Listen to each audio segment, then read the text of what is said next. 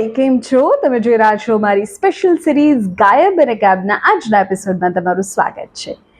આજે વાત એક એવી એક્ટ્રેસની કે જેના હસ્કી અવાજ અને પાવરફુલ આંખોથી વર્ષ 2000ના દાયકામાં તેમણે બોલિવૂડ પર એક ચક્રી શાસન કર્યું. અને આ એક્ટ્રેસ એટલે રાની મુખર્જી. દેશની સૌથી મોટી ફિલ્મ પ્રોડક્શન કંપની યશરાજ ફિલ્મ્સની માલકીન હોવા છતાં રાની મુખર્જી હવે બોલિવૂડની મેઇન સ્ટ્રીમ લાઇમલાઇટથી ફિલ્મોથી કેમ ગાયબ રહે છે? શા માટે તે 2 વર્ષમાં માંડ એકાદ ફિલ્મ કરે છે? જાણીશું રાની મુખર્જીની આ ગાયબ સ્ટોરીને. રાની મુખર્જીના ફિલ્મી કરિયર પર આવી એ પહેલા જરા તમને ફ્લેશબેકમાં લઈ જાઉં, તેની બેકગ્રાઉન્ડની, તેના ફેમિલીની, એજ્યુકેશનની વાત કરી દઉં.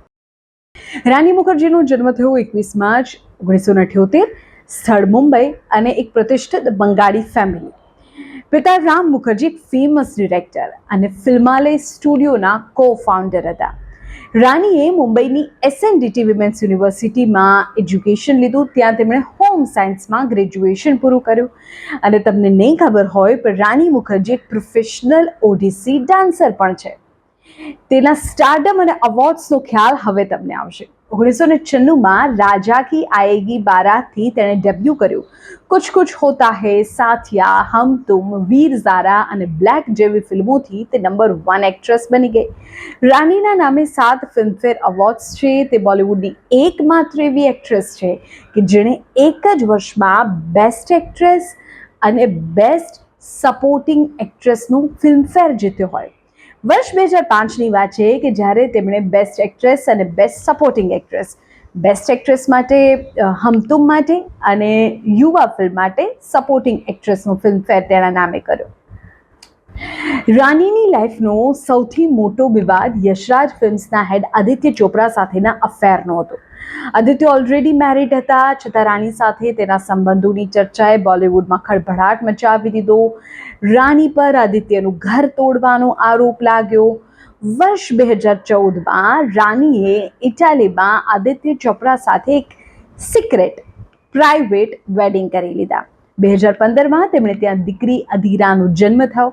એ પછી રાનીએ ગ્લેમર લાઈફ, મોડી રાતની પાર્ટીઝ એટલે કે બોલિવૂડની પાર્ટીઝ અને કેમેરાથી સાવ દૂરી બનાવી લીધી. એ પછી તેણે પોતાનો પૂરો સમય દીકરીને આપ્યો, ફેમિલીને આપ્યો. પણ હવે તે કન્ટેન્ટ ડ્રીવન અને પાવરફુલ લીડ રોલ્સ જ પસંદ કરે છે. વધુ ફિલ્મો નથી કરતી, પણ જે કરે છે તે બેસ્ટ કરે છે. રાનીએ લગ્ન અને દીકરીની મા બન્યા બાદથી ફિલ્મોથી દૂરી બનાવી અને તેની સાથે જ પોતાની પ્રાઇવેટ લાઈફ ઉપર, પર્સનલ લાઈફ પર ફોકસ કર્યું. અત્યારે રાનીની ઉંમર લગભગ 48 વર્ષની હશે, મુંબઈમાં છે. તેમના પતિ આદિત્ય કેમેરા સામે આવતા નથી. રાની પણ સોશિયલ મીડિયા પર છે જ નહીં. તે ફિલ્મોથી સાવ ગાયબ નથી, પણ મર્દાની સિરીઝ કે મિસિસ ચેટર્જી વર્સિસ નોર્વે જેવા વર્ષે 2 વર્ષે આવતા ખાસ પ્રોજેક્ટ્સ દ્વારા કમબેક કરે છે. બાકીનો સમય તે દેશના સૌથી પાવરફુલ ફિલ્મ પ્રોડક્શન હાઉસની પડદા પાછળની રાની તરીકે લક્ઝુરિયસ લાઈફ વિતાવે છે. રાની મુખર્જીને શું તમે ઈચ્છો છો કે તેણે બોલિવૂડમાં વધુ ફિલ્મો કરવી જોઈએ? અત્યારે જે પ્રકારે કરે છે, વર્ષે 2 વર્ષે એકાદ ફિલ્મ, તેના કરતાં જેમ અગાઉ રાનીની ફિલ્મો જોઈ છે એવી જ રીતે તેણે કમબેક કરવું જોઈએ? તો કમેન્ટ કરીને કહો, રાની મુખર્જીનો કયો રોલ, કયું કેરેક્ટર તમને સૌથી વધુ ગમ્યું, કયું ફિલ્મ તમને અત્યારે પણ યાદ છે એ પણ કમેન્ટ કરો. ફરી મળીશું ગાયબના નેક્સ્ટ એપિસોડમાં. ત્યાં સુધી આવજો.